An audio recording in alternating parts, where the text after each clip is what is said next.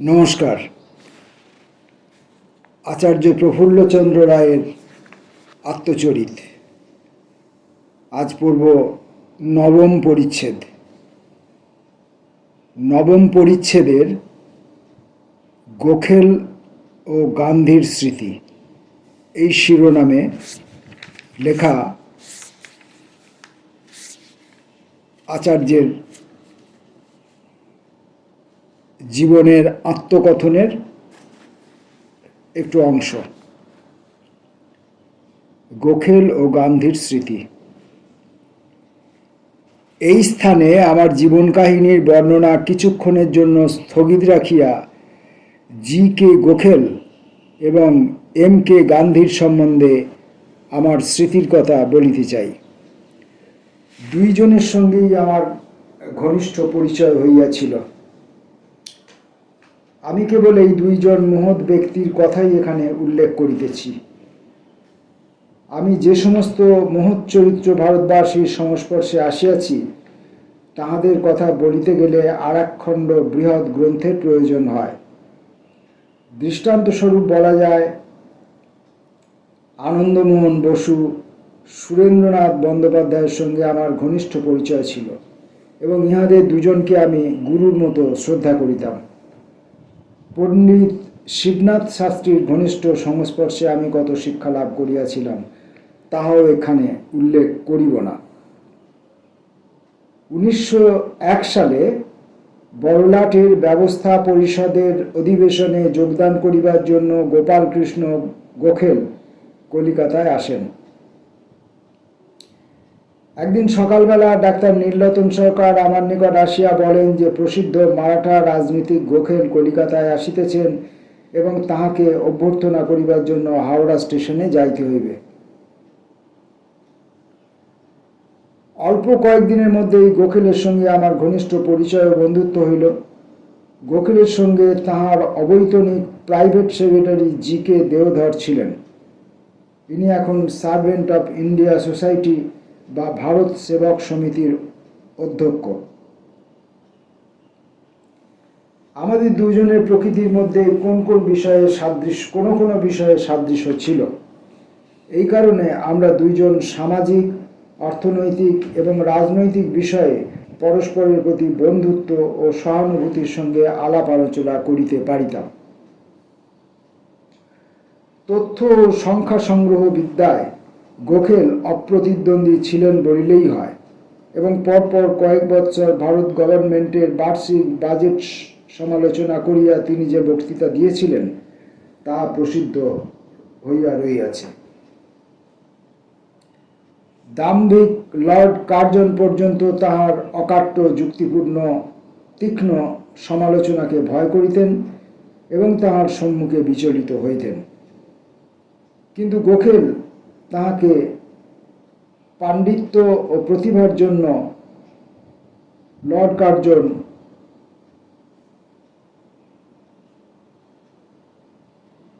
মনে মনে খুব শ্রদ্ধা করিতেন। কিন্তু গোখেলকে তাহার পাণ্ডিত্য ও প্রতিভার জন্য লর্ড কার্জন মনে মনে খুব শ্রদ্ধা করিতেন। লর্ড কার্জন স্বহস্তে গোখেলকে একখানি পত্র লিখেন। গোখেল আমাকে উহা দেখাইয়াছিলেন। পত্রের উপসংহারে গোখেলের প্রতি নিম্নলিখিত রূপ উচ্চ প্রশংসাপত্র ছিল: আপনার ন্যায় আরো বেশি লোকের ভারতের প্রয়োজন আছে। 1915 সালে গোখেলের অকাল মৃত্যু হয়। বড়লাটের ব্যবস্থা পরিষদে এ পর্যন্ত তাহার স্থান কেহ পূর্ণ করিতে পারেন নাই। গোখেলের বক্তৃতা সুযুক্তিপূর্ণ, ধীর এবং সংযত হইত। সেই জন্য উচ্চ রাজকর্মচারীদেরও তিনি প্রিয় ছিলেন। বাংলাদেশ ও বাঙালি জাতিকে তিনি ভালোবাসিতেন এবং এখানে তাহার বহু বন্ধু ছিল। 1907 সালে বাঙালিদিগকে উচ্চকণ্ঠে প্রশংসা করিয়া তিনি ব্যবস্থা পরিষদে যে বক্তৃতা দেন তা চিরস্মরণীয় হইয়া রহিয়াছে। 91 নম্বর আপার সার্কুলার রোডে আমার বাসস্থানে গোখেল মাঝে মাঝে আসিতেন। এই বাড়িতেই তখন গোখেল কেমিক্যাল অ্যান্ড ফার্মাসিউটিক্যাল ওয়ার্কসের অফিস ও কারখানা ছিল। এই বাড়িতেই তখন বেঙ্গল কেমিক্যালস অ্যান্ড ফার্মাসিউটিক্যাল ওয়ার্কসের অফিস ও কারখানা ছিল। আমাকে তিনি বৈজ্ঞানিক সন্ন্যাসী বলিতে আনন্দ করিতেন। তখনকার দিনে কলেজের গবেষণাগার ও আমার নিজের শয়নকক্ষ ও পাঠগৃহ ইহাই আমার কার্যক্ষেত্র ছিল। সার্ভেন্ট অফ ইন্ডিয়া সোসাইটির অন্যান্য প্রতিষ্ঠাতা এবং পুনা ফার্গুসন কলেজের অধ্যাপকদের ন্যায় তিনিও স্বেচ্ছায় দারিদ্র্যব্রত গ্রহণ করিয়াছিলেন। তিনি মাসিক মাত্র ৭৫ টাকা বেতন লইয়া ফার্গুসন কলেজে কাজ করিতেন।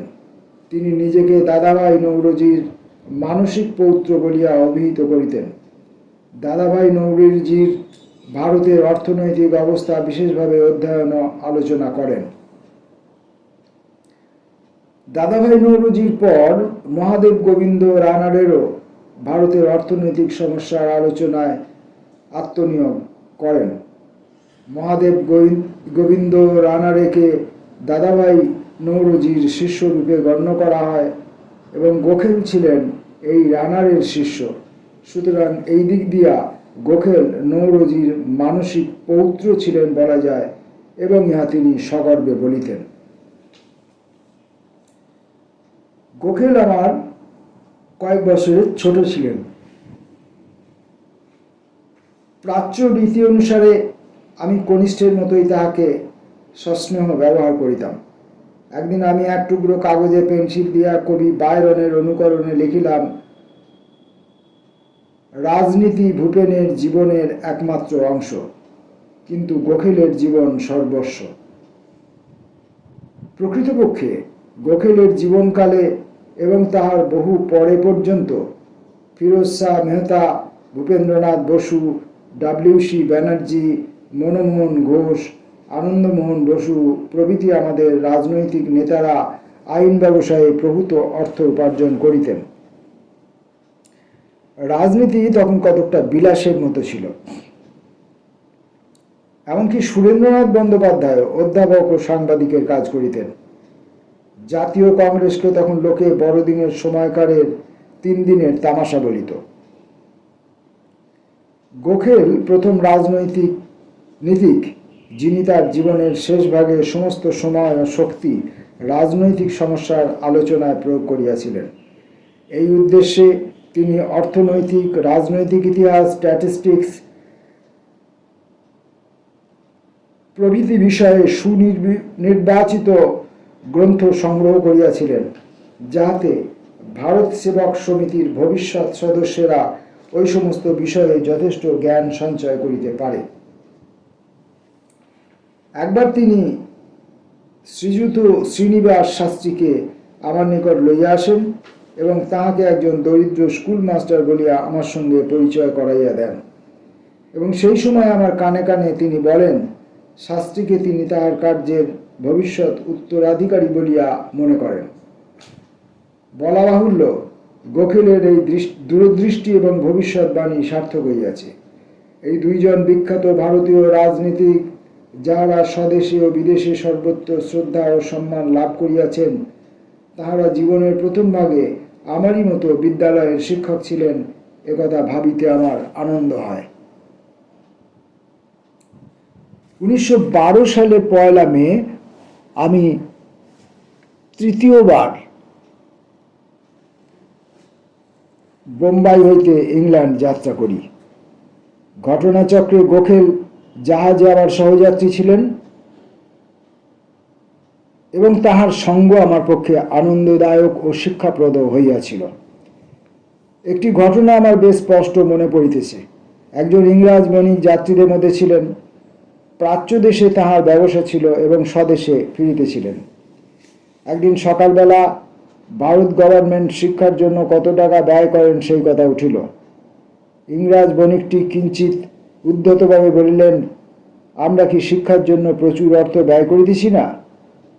গোখেল উত্তেজিতভাবে বলিলেন, মহাশয়, আমরা, এই শব্দ দ্বারা আপনি কি বলিতে চাহেন? ইংল্যান্ড চাঁদা করিয়া অর্থ সংগ্রহ করে এবং কৃপাপূর্বক সেই অর্থ ভারতের শিক্ষার জন্য দান খয়রাত করে, ইহাই কি বুঝিতে হইবে? আপনি কি জানেন না যে ঐরূপ কিছু করা দূরে থাকুক, ইংল্যান্ড ভারতের রাজস্বের নানাভাবে অপব্যয় করে এবং সামান্য কিছু অংশ শিক্ষার জন্য ব্যয় করে?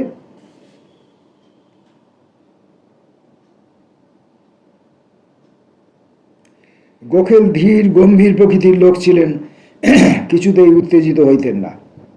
এই একবার মাত্র আমি তাহাকে ধৈর্যচ্যুত হইতে দেখিয়াছি। প্রাতঃভোজনের টেবিলে ইহার ফলে জাদুমন্ত্রের কাজ হইল। সকলেই নীরব হইলেন। ইহার কিছুক্ষণ পরে ডেকে গেলে কয়েকজন ভদ্রলোক আমার নিকট ইংরাজ বণিকটির ব্যবহারের জন্য দুঃখ প্রকাশ করিলেন এবং বলিলেন যে ইংরাজ বণিকটি যদি জানিতেন যে কাহার সঙ্গে কথা বলিতেছেন, তবে তিনি নিশ্চয়ই এমন সফলরাজি করিতেন না। 1901 সালের শেষ ভাগে গোখেলের অতিথিরূপে একজন বিখ্যাত ব্যক্তি কলিকাতায় আসেন। ইনি মোহনদাস করমচাঁদ গান্ধী। বলা বাহুল্য, প্রথম হইতেই তাহার অসাধারণ ব্যক্তিত্বের প্রভাবে আমি তাহার প্রতি আকৃষ্ট হইয়াছিলাম। আমাদের দুইজনের প্রকৃতির মধ্যে একটা বিষয়ে সাদৃশ্য ছিল, ত্যাগ ও তিতিক্ষার প্রতি নিষ্ঠা। এই কারণেও তাহার প্রতি আমি আকৃষ্ট হইয়াছিলাম।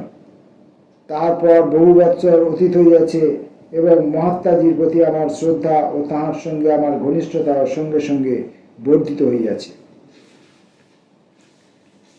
মহাত্মাজি তার আত্মজীবনীতে আমাদের প্রথম সাক্ষাৎকারের বিবরণ দিয়াছেন, সুতরাং তাহা আর এখানে বর্ণনা করিবার প্রয়োজন নাই। আশ্চর্যের বিষয় এই যে 25 বছর পরেও আমাদের কথাবার্তা সমস্তই তাহার স্মরণ আছে। একটি প্রয়োজনীয় বিষয় তাহার মনে নাই। দক্ষিণ আফ্রিকার প্রবাসী ভারতীয়দের দুঃখ দুর্দশার মর্মস্পর্শী কাহিনী তাহার মুখেই আমি প্রথম শুনি। আমি ভাবিলাম এবং গোখেলও আমার সঙ্গে একমত হইলেন যে যদি কলিকাতায় একটি সভা আহ্বান করা যায় এবং শ্রীযুত গান্ধী সেই সভার প্রধান বক্তা হন, তাহা হইলে উপনিবেশ প্রবাসী ভারতীয়দের দুঃখ দুর্দশার কথা আমাদের দেশবাসী ভালো করিয়া উপলব্ধি করিতে পারিবে। এই উদ্দেশ্যে প্রধানত আমার উদ্যোগে অ্যালবার্ট হলে একটি জনসভা আহুত হইল এবং ইন্ডিয়ান মিররের প্রধান সম্পাদক নরেন্দ্রনাথ সেন তার সভাপতির পদ গ্রহণ করিলেন। ইংলিশম্যান সংবাদপত্র গান্ধীর পক্ষ উৎসাহের সহিত সমর্থন করিলেন এবং দক্ষিণ আফ্রিকার সমস্যা সম্বন্ধে কয়েকটি প্রবন্ধ লিখিলেন। 20 জানুয়ারি 1902 সোমবারের ইংলিশম্যান হইতে ওই সভার একটি বিবরণ উদ্ধৃত হইল। উদ্ধৃত অংশটির শিরোনাম এরকম: দক্ষিণ আফ্রিকা সমস্যায় মিস্টার M.K. গান্ধী। গতকাল সন্ধ্যাকালে অ্যালবার্ট হলে মিস্টার M.K. গান্ধী তাহার দক্ষিণ আফ্রিকার অভিজ্ঞতা সম্বন্ধে একটি চিত্তাকর্ষক বক্তৃতা করেন। সবাই বহুজন সমাগম হইয়াছিল। মিস্টার নরেন্দ্রনাথ সেন সভাপতির আসন গ্রহণ করেন। রাজা প্যারীচাঁদ মুখার্জি, মাননীয় গোখেল, মিস্টার P.C. রায়, ভূপেন্দ্রনাথ বসু, পৃথ্বীশচন্দ্র রায়, J. ঘোষাল, অধ্যাপক কাথা ভাতে প্রভৃতি সভায় উপস্থিত ছিলেন। মিস্টার গান্ধী দক্ষিণ আফ্রিকার অবস্থা প্রথমত সাধারণভাবে বর্ণনা করিয়া সেখানে প্রবাসী ভারতীয়দের অবস্থা বিশেষভাবে আলোচনা করেন। তিনি বলেন যে নেটালে ইমিগ্রেশন রেস্ট্রিকশন অ্যাক্ট, লাইসেন্স সম্বন্ধীয় আইন এবং ভারতীয় ছেলে মেয়েদের শিক্ষার ব্যাপারই প্রধান সমস্যা। ট্রান্সভালে ভারতীয়রা কোনো ভূসম্পত্তির মালিক হইতে পারে না এবং 2 একটি বিশেষ স্থান ব্যতীত কোথাও ব্যবসা বাণিজ্য চালাইতে পারে না। তারা ফুটপাত দিয়া হাঁটিতে পর্যন্ত পারে না।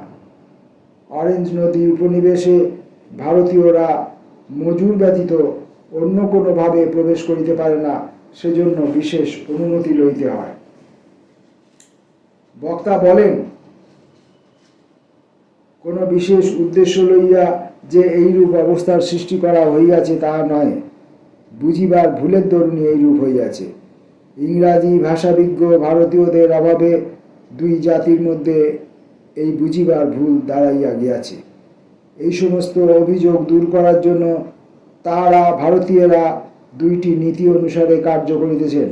প্রথমত সকল অবস্থাতেই সত্যকে অনুসরণ করা, দ্বিতীয়ত প্রেমের দ্বারা ঘৃণাকে জয় করা। বক্তা শ্রোতাগণকে এই উক্তি কেবলমাত্র কথার কথা বলিয়া গণ্য না করিতে অনুরোধ করেন। এই নীতি কার্যকরী করিবার জন্য তাহারা দক্ষিণ আফ্রিকায় নেটাল ইন্ডিয়ান কংগ্রেস নামে একটি সংঘ গঠন করিয়াছেন। এই সংঘ তাহার কার্য দ্বারা নিজের শক্তি প্রমাণ করিয়াছে এবং গভর্নমেন্টও ইহাকে অপরিহার্য মনে করেন। গভর্নমেন্ট কয়েকবার এই সংঘের সাহায্য গ্রহণ করিয়াছেন। দুস্থ ও অনাহার খ্রিস্টদের জন্য এই সংঘ অর্থ সংগ্রহ করিয়াছে। সবার উদ্দেশ্য কেবলমাত্র দুই জাতির সৎবৃত্তিগুলি সাধারণের সম্মুখে আলোচনা করা। নিকৃষ্ট বৃত্তিও আছে, কিন্তু সৎবৃত্তির আলোচনা করা শ্রেয়। ইন্ডিয়ান অ্যাম্বুলেন্স দল এই ভাবের উপরেই গঠিত হইয়াছে। যদি তাহারা ব্রিটিশ প্রজার অধিকার দাবি করে, তবে তাহার দায়িত্বও গ্রহণ করিতে হইবে। এই অ্যাম্বুলেন্স দলে ভারতীয় শ্রমিকরা অর্থনৈতিকভাবে কাজ করিতে থাকে এবং জেনারেল বুলার তাহার ডেসপ্যাচে ইহার কথা বিশেষভাবে উল্লেখ করিয়াছেন। রাজা প্যারীমোহন মুখার্জি বক্তাকে ধন্যবাদ দিবার প্রস্তাব করেন এবং মাননীয় অধ্যাপক গোখেল তাহা সমর্থন করেন। মিস্টার ভূপেন্দ্রনাথ বসু এবং মাননীয় অধ্যাপক গোখেল সভায় বক্তৃতা করেন। সভাপতিকে ধন্যবাদ দিবার পর সভা ভঙ্গ হয়। এইরূপে কলিকাতার জনসভায় গান্ধীজির প্রথম আবির্ভাবের জন্য আমি বস্তুত উদ্যোক্তা। উপরোক্ত বিবৃতি হইতে দেখা যাইতেছে যে সত্যাগ্রহ ও নিষ্ক্রিয় প্রতিরোধ পরবর্তীকালে জগতে একটি প্রধান শক্তিরূপে গণ্য হইয়াছে। এই শতাব্দীর প্রথমেই তাহার উন্মেষ হইয়াছিল। গান্ধীজির সঙ্গে এই সময়ে আমার প্রায়ই কথাবার্তা হইত এবং তাহা আমার মনের উপর গভীর রেখাপাত করিয়াছে। গান্ধীজি তখন ব্যারিস্টারিতে মাসে কয়েক সহস্র মুদ্রা উপার্জন করিতেন, কিন্তু বিষয়ের উপর তাহার কোনো লোভ ছিল না। তিনি বলিতেন, রেলে ভ্রমণ করিবার সময় আমি সর্বদা তৃতীয় শ্রেণীর গাড়িতে চড়ি, উদ্দেশ্য যাহাতে আমার দেশের সাধারণ লোকদের সংস্পর্শে আসিয়া তাহাদের দুঃখ দুর্দশার কথা জানিতে পারি। এই 30 বৎসর পরেও কথাগুলি আমার কানে বাজিতেছে। যে সত্য কেবলমাত্র বাক্যে নিবদ্ধ, তদপেক্ষা যে সত্য জীবনে পালিত হয় তাহা ঢের বেশি শক্তিশালী। আচার্য প্রফুল্লচন্দ্র রায়ের আত্মচরিতের 9ম পরিচ্ছেদ এখানে শেষ হলো। আমরা পরের দিন আবার আত্মচরিতের অন্য অংশ নিয়ে উপস্থিত হব। নমস্কার।